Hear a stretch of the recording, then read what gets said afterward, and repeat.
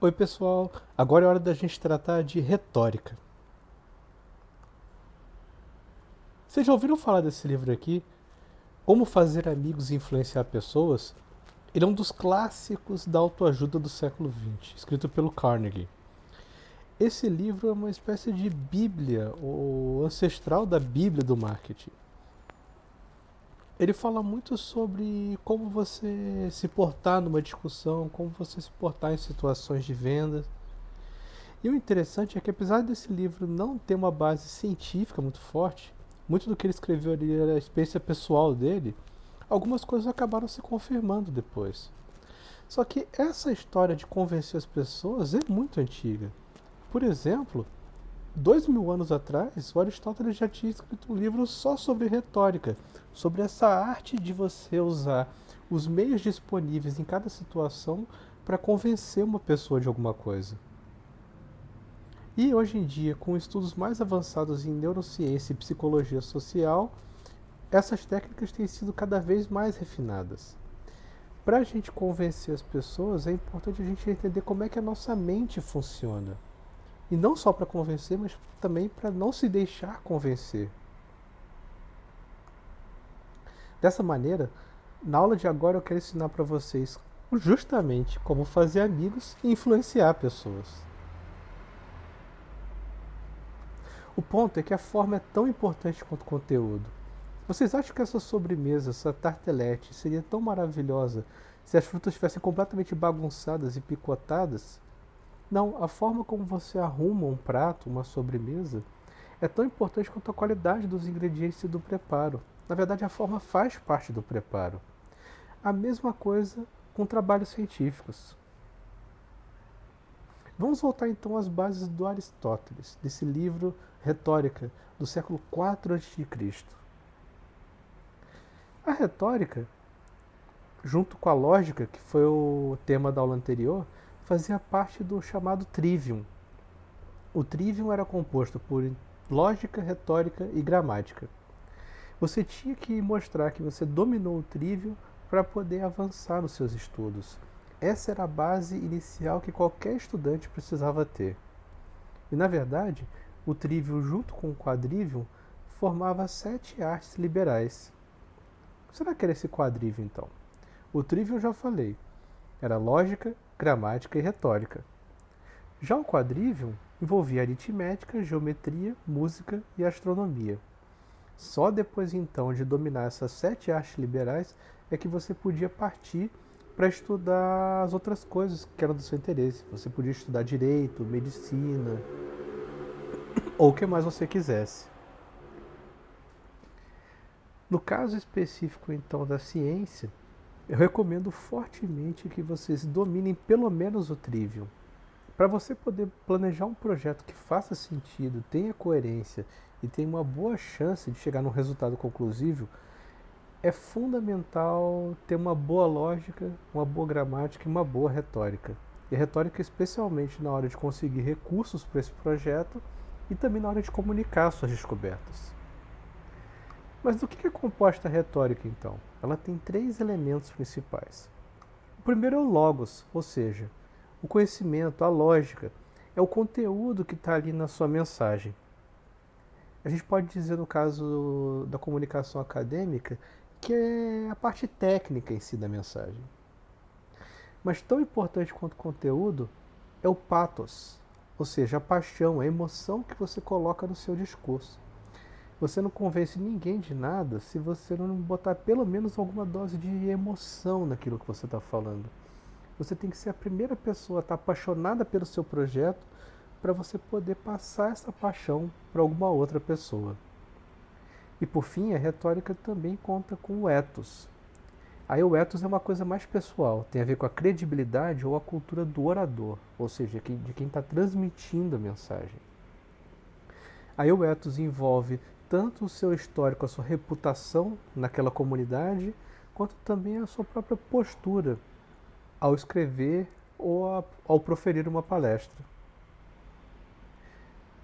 Tratando de ethos aqui, o mundo não se divide só em bem e mal, em preto e branco. Existem vários tons de cinza em comportamento. E eu não tenho nenhum controle sobre o comportamento de vocês e nem quero ter.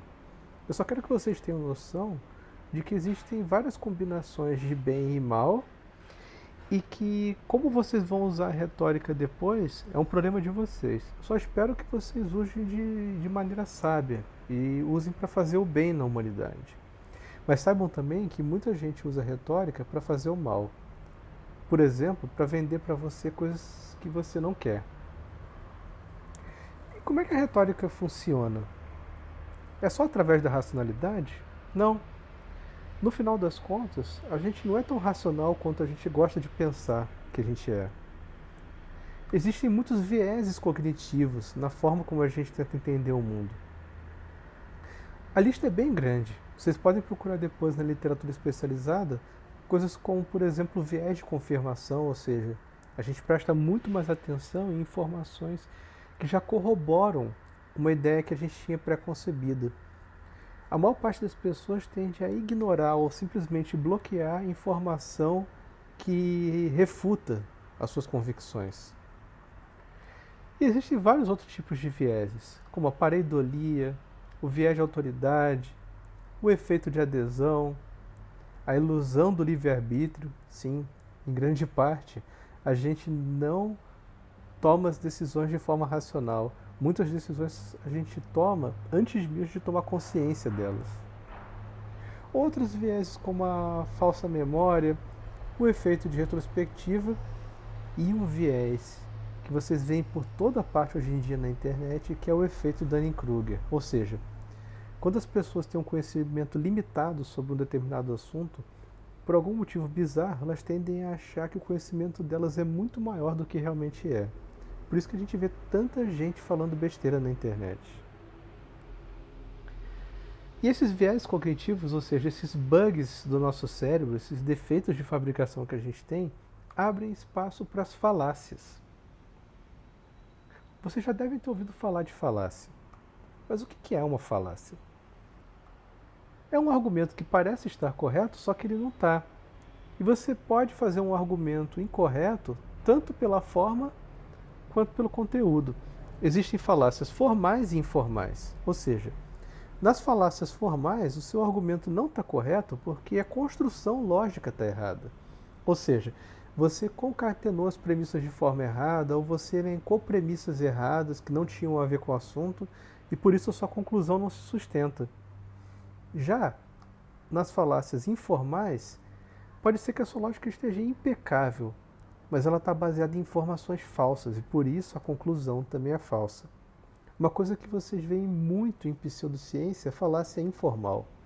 As pessoas conectam as ideias umas às outras de uma maneira que parece inatacável, só que quando você para olhar com atenção ou quando você entende do assunto que está sendo debatido, você repara que na verdade algumas premissas ali são simplesmente falsas. Então, a conclusão também é falsa. E existem falácias que vocês devem ver com muita frequência por hoje em dia, nessa briga de rua entre ciência, pseudociência e fatos alternativos. Por exemplo, a correlação espúria. É uma das minhas preferidas essa. Existe um site em que vocês podem calcular correlações entre vários tipos de dados diferentes. Por exemplo, existe uma correlação altíssima entre o número de filmes que o Nicolas Cage fez em um ano e o número de pessoas que se afogaram em piscinas. Olha, é uma correlação de 67%. É muito mais forte do que a gente vê em vários estudos de ciência natural.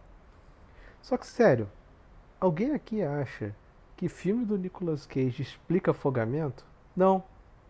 Por isso é uma correlação espúria. Por mais que a correlação exista, você não tem nenhum mecanismo possível que relacione a variável x com a variável y. Outra falácia muito comum também é o apelo à autoridade, ou seja, quando alguém quer fazer valer o seu argumento simplesmente por estar hierarquicamente superior a outra pessoa. Outro jeito de ser muito pessoal no argumento é o ad hominem, ou seja, é quando ao invés de atacar o argumento da pessoa, seja a forma ou o conteúdo dele, você ataca a pessoa em si, você tenta desqualificar o orador, você ataca o ethos do orador, para tentar derrubar o argumento por tabela. Existe até uma lei muito engraçada, a lei de Godwin, que fala que conforme uma discussão online vai progredindo, tende a 100% a chance de alguém ser chamado de Hitler. Outra falácia que às vezes a gente comete na ciência e não percebe é o cherry picking. Tem a ver com aquele viés confirmatório. Ou seja, é quando a pessoa, na hora de construir uma interpretação sobre a natureza, junta apenas os fatos que são convenientes, os fatos que corroboram aquela hipótese de trabalho. E outra falácia muito perigosa e que infelizmente às vezes também é cometida em trabalhos científicos, principalmente quando a gente está começando na carreira, nos primeiros projetos, é a ladeira escorregadia. Ou seja, é você fazer uma conclusão que está muito longe daqueles fatos iniciais que você coletou.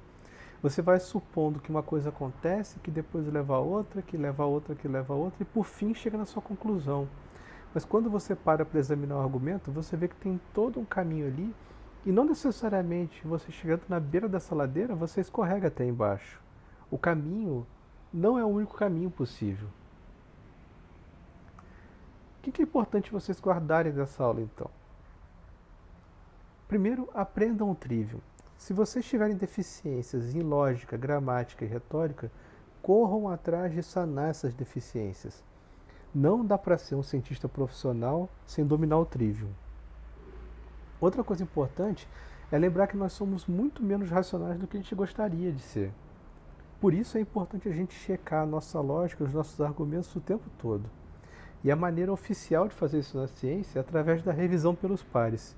Tanto a revisão de projetos, quanto a revisão de publicações e mesmo rituais acadêmicos, como as bancas de TCC, mestrado e doutorado.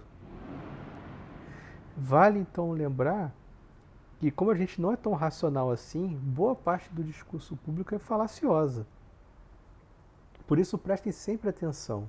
Examinem tanto o conteúdo quanto a forma dos argumentos que as pessoas apresentam para vocês. E essas falácias enganam aos outros e enganam a nós mesmos. Muitas vezes a gente cai vítima de pessoas mal intencionadas simplesmente porque elas fazem argumentos sedutores, mas que não se sustentam, só que a gente não para dissecar o argumento. Por isso, quando vocês forem fazer os seus trabalhos científicos ou elaborar os seus projetos e pensando no que vocês querem estudar, chequem a forma e o conteúdo dos seus argumentos lógicos.